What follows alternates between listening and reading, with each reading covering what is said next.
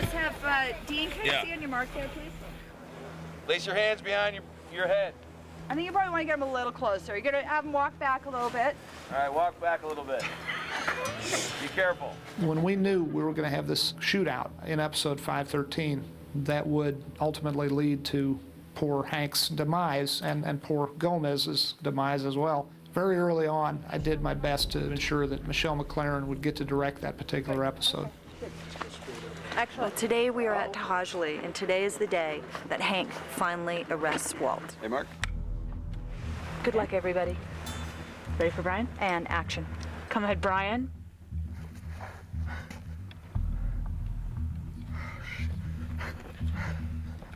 When Walt comes here, Walt thinks that Jesse has found his money somehow, and he's burning it. And Walt thinks that Jesse's coming, but the last thing in the world that he thinks is that the backup's going to be Hank and Gomez, and it is devastating.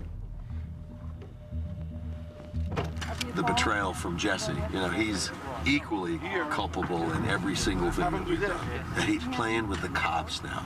It's so mind-boggling to me that these two would be together.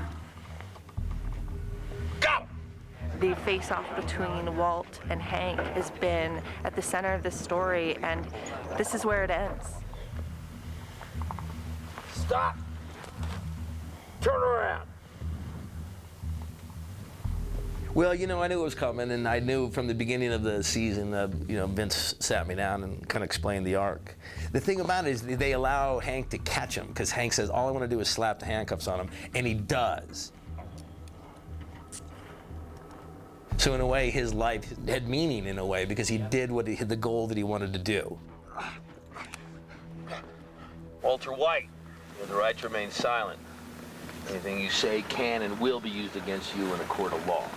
And then, you know, he makes a phone call to his wife, which Hank should never do, because it always leads to shooting and getting bad stuff every time he calls his wife. Not that I wanted your character to go, but I was happy with how they did it. Yeah. I thought it was like, it was due Hank. Like, due the Hank that we love and respect and count on. It was a great way to go. It was due him. And action. Come ahead, Chucks, come ahead. Who the hell is this? Tribal police?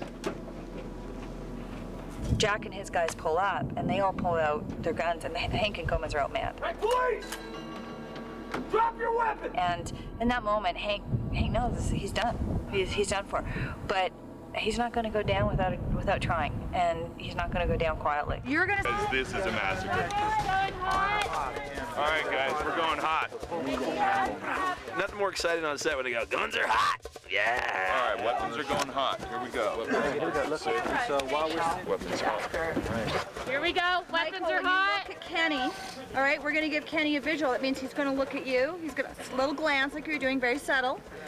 And then he fires the first shot, then you guys all let loose, okay? For budget and schedule reasons, the final version of the script was basically, at the moment, boom, boom, boom, the firing starts, cut to black. Having said that, Michelle MacLaren could not quite contain herself, and she wound up getting quite an amazing shootout. Here we go. Picture. And action.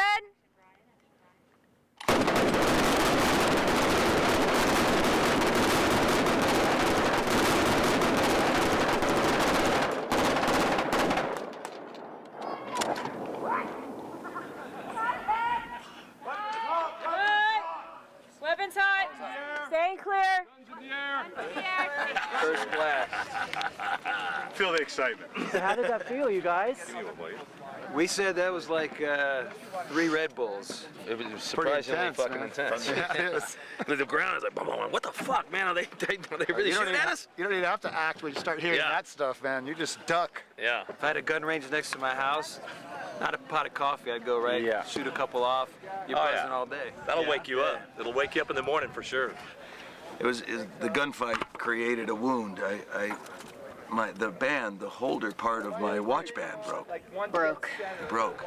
So I'm a casualty as well. So how many takes did they get to do with this?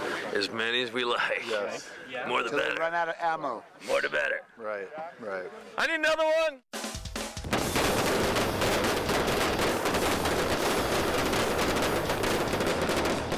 How many Nazis do I get before I go down? Really?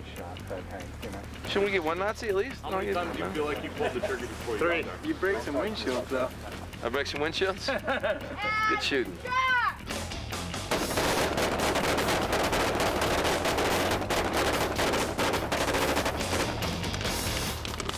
They're dust balls. We're firing on the ground to simulate the bullets ricocheting from their weapons in front of camera. All right, can everybody hear my voice?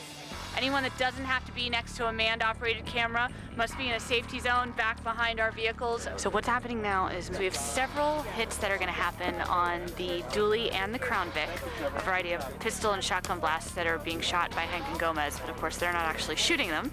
Our special effects team has rigged the hoods, the headlights, the windshields, the driver's side door with squibs that we have designed a certain timing and sequence for them to go off. And we have 1, 2, 3, 4, 5, 6 cameras running on this.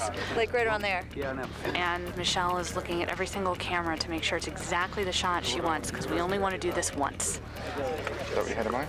Yeah, that's really cool. Okay, great. We're scrambling very quickly because the light, as you can see, the shadow is right there. And we're going to shoot this shot before the sun goes behind that mountain right now. We're hoping that we get it.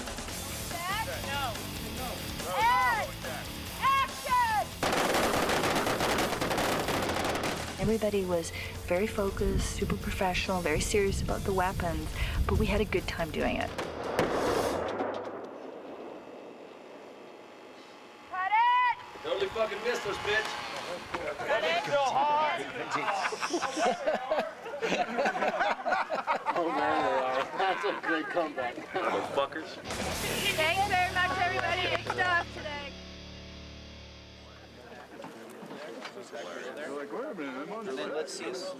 We ended episode 513 with an incredible shootout directed by Michelle McLaren. We're now here with Ryan Johnson, and when we come back in 514, it's the aftermath. So let's hang back even longer, guys. We pick up in this eerie calm right after the storm, and so we reveal Hank has been wounded, Gomez is dead and has been shot, and we kind of take it from there. I'm gonna get shot. I'm gonna just get fucking shot in the head. That's how it goes out by this fucker right here. This is a really sad day. This is a series out for Dean Norris, and he's been here for 6 years. He's had this amazing arc of this character, and I think he feels pretty conflicted about it. There's all this sand that we had to fucking eat all day, and where I fucking die is on a fucking goddamn rock. I think Dean Norris kind of puts on that blustery exterior because he's such a soft, gooey. He's got a soft, gooey inside. He does. Yeah, he's marshmallowy. Yeah, he is very marshmallowy. Say it ain't so. Say it ain't so. No, you made it so. Thanks a lot. Typical check, right? She kills me and then says it's my fault. Say it ain't so. You know, we've killed main characters on the show before, but this is our first person from our, the core family of Walter White to die. The rest is fucking silence. Steven's on the ground. ground. Steven's on the ground? Steven's on the ground. Oh. Flying. Like, All what do you right. mean? I'm right behind that. All right, love you, buddy. All right. All right. Shots! No? All right, Dean's down, guys. Here we go. Making it bloody. It was just so much stuff was coming through because I knew it was my last close-up. I knew it was my last scene of 6 years. I knew all this stuff. And it was saying goodbye to Bryan, in real life, and also as Hank to Walt. It was saying goodbye to your show. You contemplate your own death for a moment, and then you say, all right, let's go. Take me out. All right, here we go. Set. And action. What the hell did we just walk into? These guys are DEA. No, Jack! Don't, no! Walt feels like he can summon Heisenberg at any given moment, but I think in this scene, he loses the ability to do so. No! Jack! Jack! No, the DEA doesn't know about this. And Jack sees Walt for Walt before Walt sees that he's lost that superpower. And you just see everything slipping through Walt's fingers. Sorry, man. There's just no scenario where this guy lives. I have money! Jack, as a matter of fact, that was what was compelling about it. When somebody is just doing their job, and just their job happens to be murdering people. Jack, he's direct. I know his point of view. I know what he's thinking. Get rid of the trash, take out the garbage. But for Walt, he can't anticipate that Hank was going to allow himself to be killed. My name is Asac Schrader. You can go fuck yourself. Hank, he says to me, and what do you want me to do, beg? I'm going, yes. And he won't do it. Hank! Moira Wally-Beckett did such a beautiful job giving him such a strong and brave exit where, he is still full of pride, he's true to his character, he's not giving in to Walt, he's not giving in to, these Nazis surrounding him with guns. He goes out on his own terms. Do what you're gonna do. There was just a moment where sometimes you just feel it, and it's all quiet, And instead of saying, cut, Ryan goes, now that's how you die. On one take, Norris. And I saw Maura, and she's like this, I was like, okay. I affected her too. That was great. That was great. That was great. So it felt good, and it felt like that it just all came together, and it wasn't. But it was more than just the moment of the death itself, because it really was. It was the death of the show for me. That was. Then I walked off and was done.